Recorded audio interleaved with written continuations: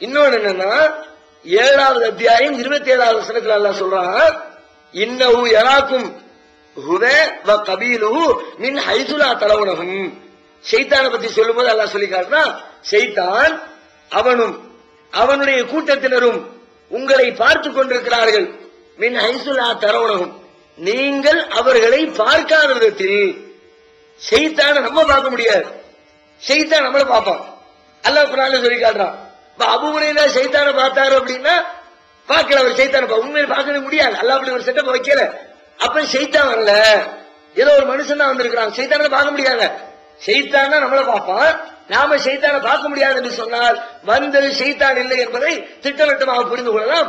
ஆயத்துல் குர்சிக்கு இப்படி ஒரு சிறப்பு இருக்குங்கிறத நாம தெரிந்து கொள்ள வேண்டும். இந்த 2 ஆதாரபூர்வமான செய்தி. தொழுகைக்கு பிறகு ஓதுறது அது ஆதாரபூர்வமா இருக்குது, இரவு நேரத்தில் ஓதுங்க அதனால உங்களுக்கு நன்மை கிடைக்கும் என்று சொல்லக்கூடிய இந்த 2 செய்தி ஆதாரபூர்வமானது. இதை தாண்டி அறிவு ஹதீஸ்கள்ல நிறைய செய்தி இருக்குது. நம்ம தமிழ்லயே ஆயத்துல் குர்சியினுடைய சிறப்புகள் அப்படின்னு எல்லாம் பல்வேறு புத்தகங்கள் போட்டிருக்கிறாங்க. எல்லாம் கதைகளும் கப்சாக்களும் சும்மா அவுத்து விட்டு இருக்காங்க. எனக்கு என்னன்னு சொல்லி எக்கச்சக்கமான அறிவிப்புகள் இதுலயும் வருது.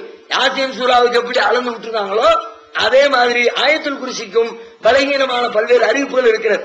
உதாரணமா சொல்றதா இருந்தா திருமதியில 2803வது ஹதீஸ், அதுல ஒரு செய்தி வருது, குர்ஆனுடைய வசனங்களிலேயே தலைமையான ஒரு வசனம் அது ஆயத்துல் குர்சி தான் என்று செய்தி வருது. இது பலகீனமான ஒரு செய்தி. அதே மாதிரி தாரமியில 3249வது செய்தியாக பதிவு செய்யப்பட்டிருக்கிறது. அதுல ரசூலுல்லாஹ் சொல்றாங்க, பக்ரா சூரத்துல் பக்ராவுடைய முதல் 4 வசனம், சூரத்துல் பக்ராவுடைய கடைசி 2 வசனம், ஆயத்துல் குர்சி ஆயத்துல் குர்சி அடுத்து வரக்கூடிய 2 வசனம், இந்த 4ஐயும் யார் ஓதுகிறாரோ அவரையும் அவருடைய குடும்பத்தாரையும் ஷைத்தானுடைய தீங்கிலிருந்து அல்லாஹ் பாதுகாப்பான் என்னோட செய்தி வருது. இதுவும் ஒரு பலகீனமான செய்தி. அதே மாதிரி தாரமியில 3247வது செய்தியாக பதிவு செய்யப்பட்டிருக்கிறது. அதுல ஒரு பெரிய நிகழ்ச்சியே சொல்லப்படுது. என்னன்னா ஒரு நாள் ஒரு ஜின்ன பார்த்தாராம். அந்த ஜின்ன பார்த்த உடனே ஜின்னுக்கு அவருக்கு இடையில பேச்சுவார்த்தை நடந்துச்சான். பேச்சுவார்த்தை பிரச்சனையாகி கடைசியில 2 பேருக்கு இடையில சண்டை வந்துருச்சான். சண்டை வந்த உடனே இந்த ஆள் அவன் அந்த ஜின்ன போட்டு அடிச்சு நிமித்திட்டாரான். நிமித்தின கொஞ்ச நேரத்துல அவன் கீழே படுத்து கிடக்கும் போது இந்த ஆள் இவர் ஒரு சஹாபி பேரானவர், இவர் கேட்டாரா, என்னப்பா நீ ரொம்ப நோஞ்சானா இருக்கீங்கன்னா, நீ மட்டும்தான் இப்படியா உங்க இடத்துல உள்ள எல்லா பேருமே இப்படி நோஞ்சானா தான் இருப்பானா அப்படின்னு அவர் கேட்டாராம். உடனே அவன் சொன்னானா, நானும் பாக்குறதுக்கு ஆள் நோஞ்சான், நான் விட்டு திருப்பி இருப்பேன், வேணா இன்னொரு ரவுண்ட் போட்டு பார்ப்போம், இன்னொருக்கு நீ என்ன ஜெயிச்சுன்னு பார்ப்போம், அப்படி ஜெயிச்சுட்டா நான் உனக்கு ஒரு செய்தியை சொல்லி தர்றேன். திரும்ப ஃபைட் நடக்குது. ஃபைட்ல திரும்ப வந்து ஆள் ஜெயிச்சிடறாரு, இந்த சஹாபி ஜெயிச்சிடறாரு. ஜெயிச்ச உடனே இவர் தோந்த கன்ஃபார்ம் ஆன உடனே அப்ப அவன் ஒரு செய்தியை சொல்லி கொடுத்தாங்க. என்னன்னா, நீ வந்து இரவு நேரத்துல யார் ஒருவர் இரவு நேரத்தில் ஆயத்துல் குர்சியை ஓதுறாரோ அவரை விட்டு ஷைத்தான் காற்று பிரிந்தவனாக ஓட்டம் எடுக்கிறான், அதிகாலை நேரம் வரைக்கும் அவன் கிட்ட வரமாட்டான் என்று ஒரு செய்தியை அந்த ஜின்னு சொல்லி கொடுத்துட்டு போச்சு என்று சொல்லி 3247 தாரமியில செய்தி பதிவு செய்யப்பட்டிருக்கிறது.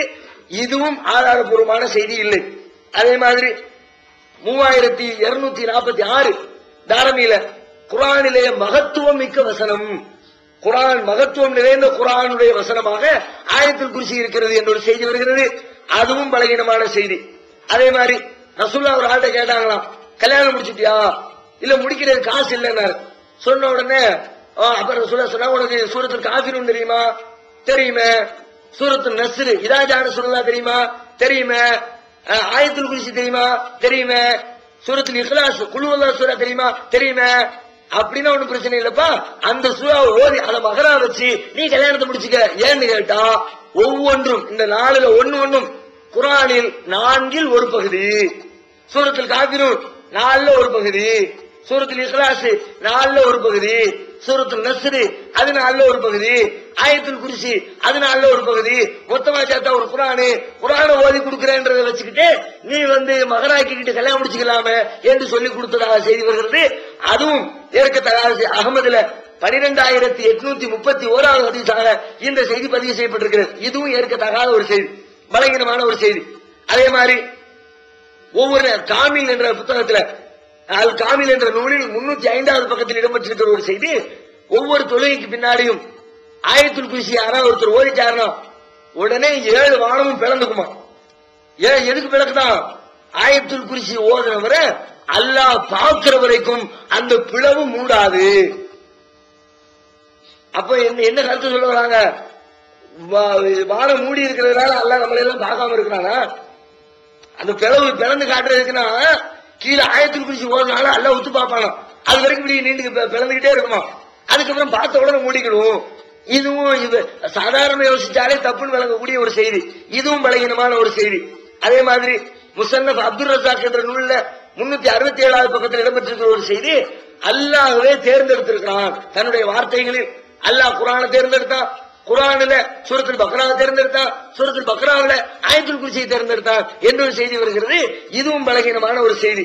அதே மாதிரி யார் டெய்லி ஆயத்துல் குர்சியை ஓதி வருகிறாரோ அவர் நபிமார்களோடு சேர்ந்து போர் செய்து அந்த மரணம் அடைந்து ஷஹீதாகிவிட்ட அந்த அந்தஸ்தை அவர் பெறுவார் என்று ஒரு செய்தி அமலுல் யௌமி வல் லைலா என்ற நூலில் 235வது பக்கத்திலே பதிவு செய்யப்பட்டிருக்கிறது.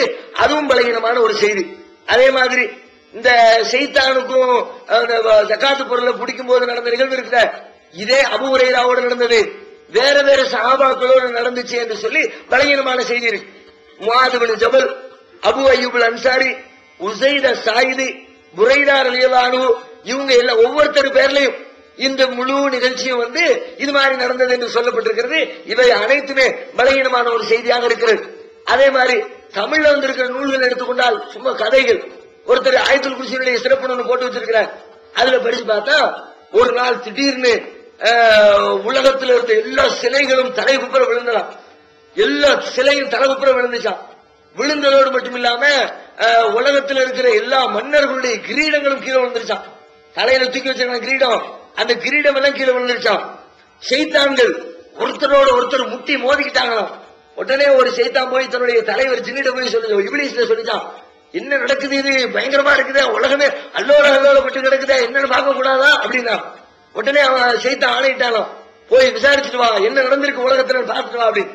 உடனே பார்க்க போன ஆள் பார்த்துட்டு ரிசல்ட் சொன்னானா, இன்னைக்கு நபிகள் நாயகத்துக்கு ஆயத்துல் குர்சி இறக்கப்பட்டுருச்சு, அதுதான் இந்த அல்லோலத்துக்கு காரணம் சொல்லிச்சு என்று தமிழ் புத்தகத்தில் இது மாதிரி நிறைய தமிழ்ல இதை விட பயங்கரமா எழுதி வச்சிருக்கிறாங்க.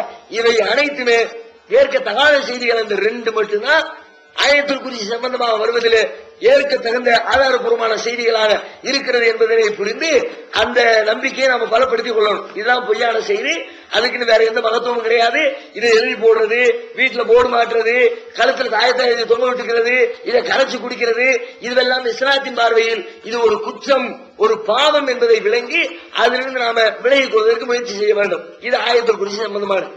அதே மாதிரி இன்னொரு பிரபலியமான சூரான்னு சொல்றாருன்னா சூரத்துல் முல்க், ஆட்சி அதிகாரம் என்ற தலைப்பிலே இடம்பெற்றிருக்கிற ஒரு அத்தியாயம் சூரத்துல் முல்க்.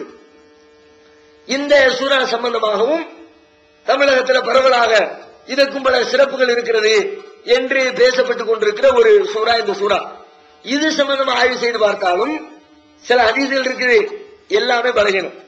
யாசின் சூராவுக்கு எப்படி எதுவுமே ஏற்க தகுந்த ஒண்ணுமே இல்லைன்னு பார்த்தோமோ, அது மாதிரி தபாரக்கல்லதி பியதிஹில் முல்கு வஹுவ அலா குல்லி ஷைஇன் கதீர் என்று துவங்கக்கூடிய சூரத்துல் முல்க் சம்பந்தமாக சொல்லப்படுற எல்லா தகவலுமே பலகீனமான செய்திகளாகத்தான் இருக்கு. திருமதியில 2815வது ஹதீஸாக இடம்பெற்றிருக்கிறது. ஒரு சஹாபி